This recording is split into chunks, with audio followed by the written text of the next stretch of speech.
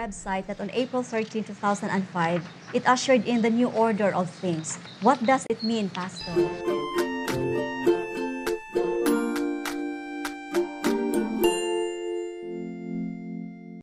It is the day of the Lord. The day of the Lord is a day of judgment. So from that day on, there were packets of judgment.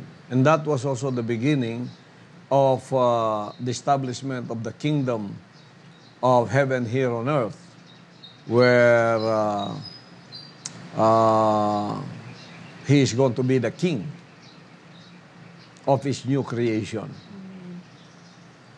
The new creation now is here, fulfilling his prayer, thy kingdom come, thy will be done on earth as it is in heaven. So when he called me, he will not call a group, he will only call one from the fallen Adamic race.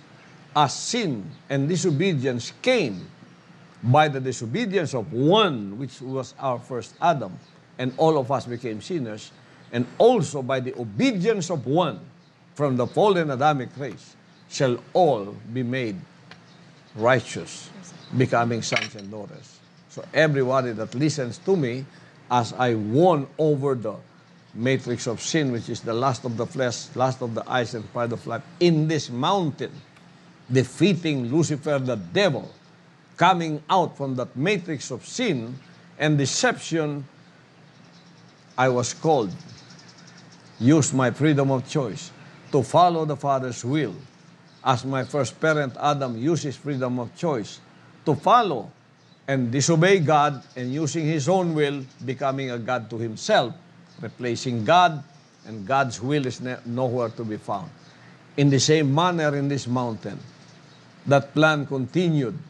I was called for that opportunity, and I did not fail him. I represented the fallen Adamic race in this mountain, and I won. I used my freedom of choice. I told the devil, my heart is fixed, mind made up. I will follow the Father's will, no matter what. And so in 5 years, I've proven that.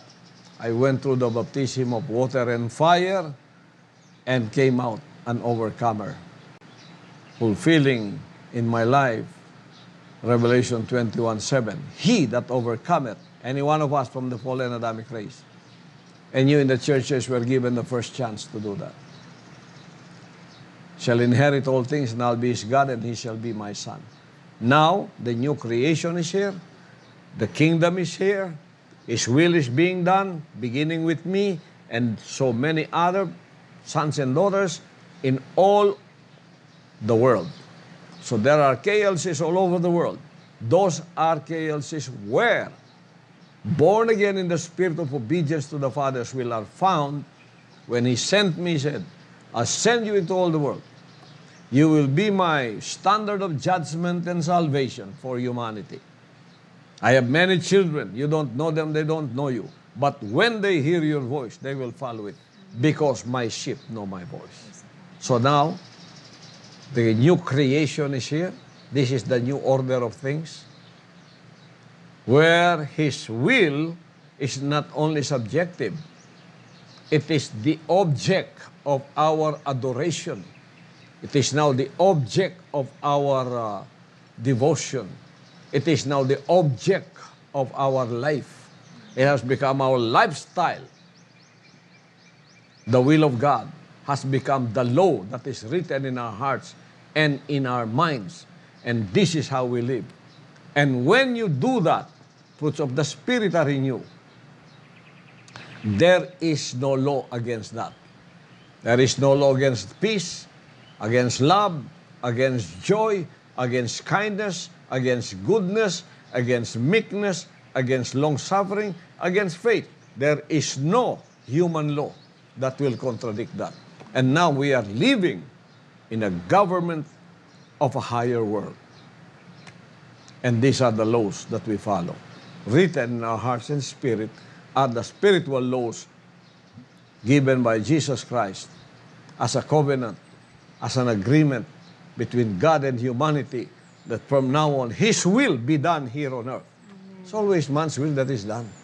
So look at this world. Crime here, crime there, war here, war there. That was not the plan of God from the beginning. The plan of God has started here again. It was restarted, it was restored, and now it is propagating all over the world. If everyone will listen to my message and become sons and daughters, we don't need armies. We don't need weapons. Amen. We will love one another. Just one command. Love God with all your heart and mind. Go back to His words. Like you left His word. Like this Holy Three doctrine, they left the word. That's why there's confusion even among you in the religion, in the religious world. You are even fighting against each other, and then you are espousing the word of God because you don't obey it. Discard that. That is how to love God. Go back to His words. Follow them. Make them your laws of the heart, written in the heart and written in the mind. And then you will see that this new creation, the new order of things is here. All will become brothers and sisters. Why? Because the second commandment said, love your neighbor as yourself. Amen. There's an enemy there, love your enemy by teaching him the truth, by teaching them righteousness, by not hiding the truth from them. That is what we follow. This is the new order of things. That's why judgment is upon this old, sinful, wicked world. And side by side is the new world, the new heaven, and the new creation created by the Almighty Father, entrusted to His appointed Son. That whosoever listen to me will become a son and daughter, and we will duplicate and replicate and then reproduce sons and daughters from out of the fallen Adamic race, and then fill this earth with that, and you will see the world will become a paradise, Garden of Eden restored. That is the new order of things. Praise the Father.